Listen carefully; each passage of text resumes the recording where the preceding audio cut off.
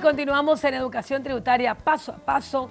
Le recordamos el libro de la reforma tributaria, los 154 artículos comentados y concordados con sus reglamentaciones, y le llamamos también las 1000 preguntas y sus respuestas de todos los impuestos. Y este es el tomo 2, que tiene el marco legal, pero aquí están todas las explicaciones que justamente cuando me dice, ¿pero qué? Esto es primera párrafo del cuarto del artículo. Bueno, yo lo tengo acá y también lo tengo aquí especificado. Habíamos hablado, siempre cuando vamos a hablar de un impuesto, dentro de la técnica que nosotros llamamos hermenéutica jurídica, hablamos de los 5 elementos de la obligación tributaria. ¿Sobre qué se paga el IDU? Y para eso tenemos que ir a el artículo 40, que nos dice sobre qué se paga. Pero ahí es donde categóricamente le recomendamos que vea bien el formulario, porque el formulario sigue específicamente lo que dice la ley. Para la aplicación de este impuesto se entenderá por utilidades, dividendos o rendimientos toda distribución de beneficio, y ahí vienen las dos palabras, en dinero o en especie, excepto que yo capitalice y lo haga dentro de los 12 meses. Decido distribuir, pago. Decido capitalizar, tengo 12 meses para hacerlo. Pero no está allí el problema, porque si se va a repartir, bueno, se tendrá que pagar, pero no en el momento que se reparte, sino que la ley establece el elemento temporal en qué momento. Y lo importante es lo que se decida en la asamblea. Y ahí es donde hay una presunción.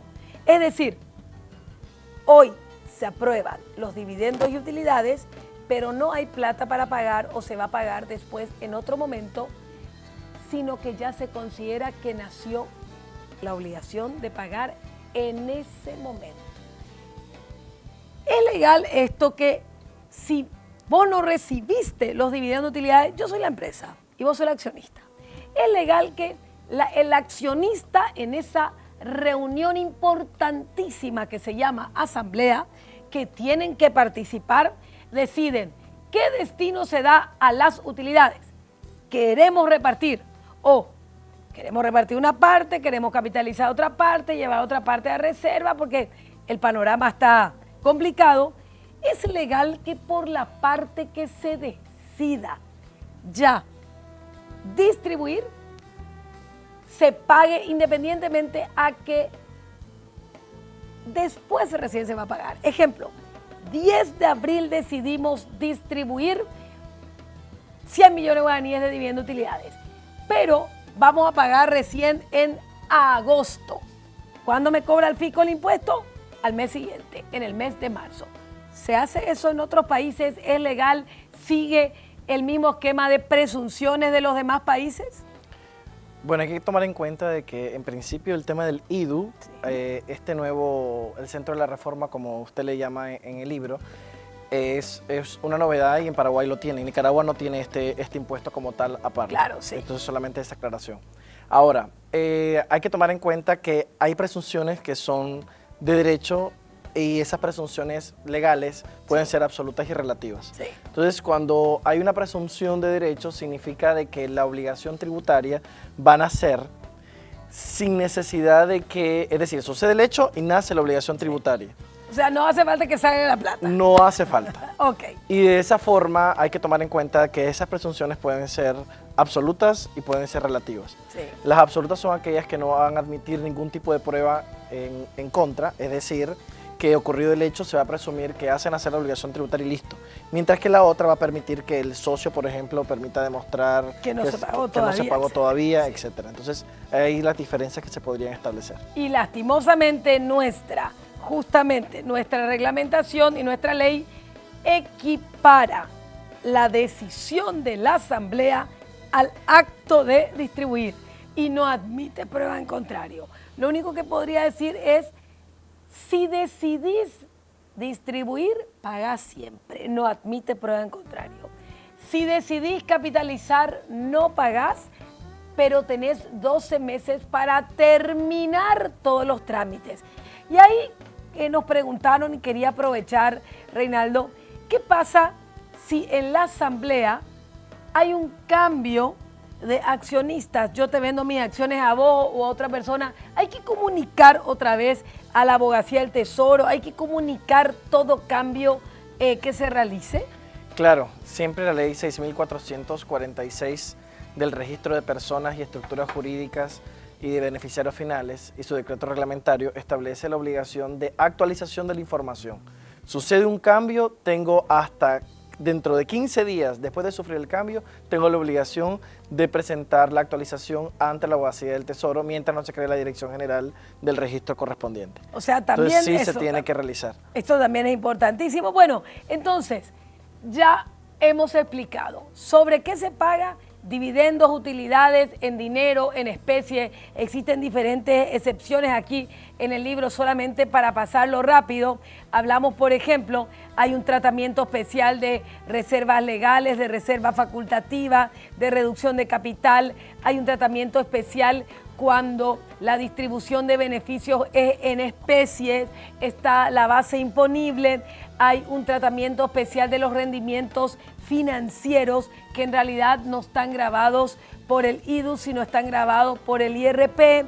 Están las famosas estructuras jurídicas como contribuyentes, la estructura jurídica y el tratamiento de sus dividendos de utilidades. Todo esto hay que conocer, pero lo más importante y la primera responsabilidad es de esta palabra rara que encontramos que se llama ECDUR.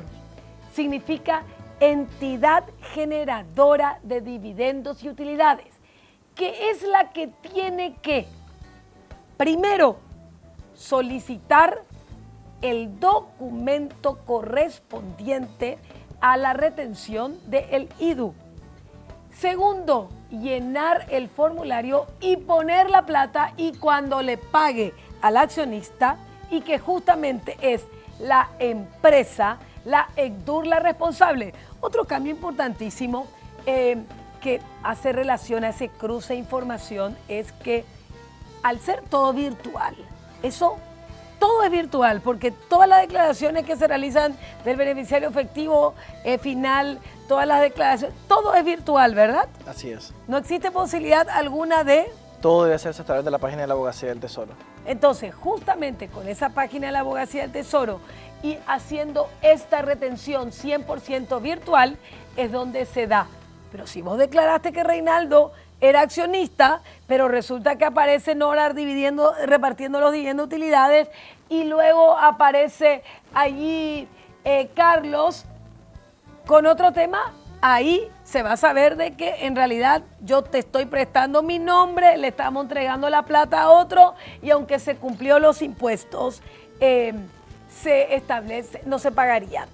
Ahora, esto que tenemos en la página 112, que le llamamos las 3 presunciones que, como bien lo explicó Reinaldo, no admiten prueba en contrario. Si hay un préstamo que le ha dado la empresa al socio, dueño o accionista, salvo que la empresa sea una persona, una entidad que se encargue de dar préstamos y que en tal carácter es justamente una entidad financiera y no supere el 2%, se considera que se repartieron dividendos y utilidades. ¿Esta presunción admite prueba en contrario en nuestra legislación? No, de hecho de que no admite prueba en contrario.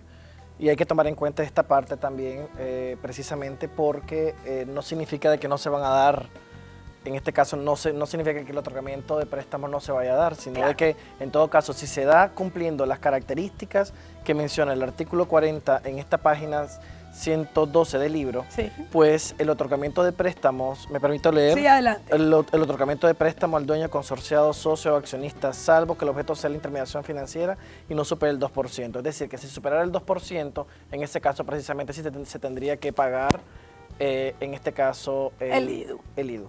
Por eso es que es tan importante, porque aparece, y en el libro decíamos, aparece en el balance un préstamo de la empresa al accionista, no del accionista a la empresa. El accionista le puede prestar siempre que sea precio de mercado, aunque sea precio de mercado, aunque sea de cualquier naturaleza, y la ECDUR, que en realidad es la sociedad que es contribuyente de IRE, es la que debe llenar el formulario e ingresar.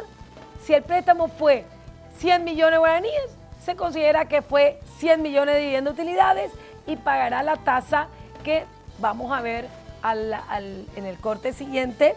Dos presunciones más importantísimas: el tema del uso de los bienes de la empresa y del dinero de la empresa en cuestiones particulares.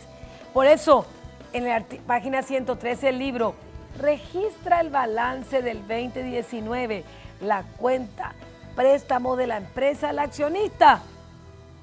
Revise esto mientras que nosotros estamos en el corte.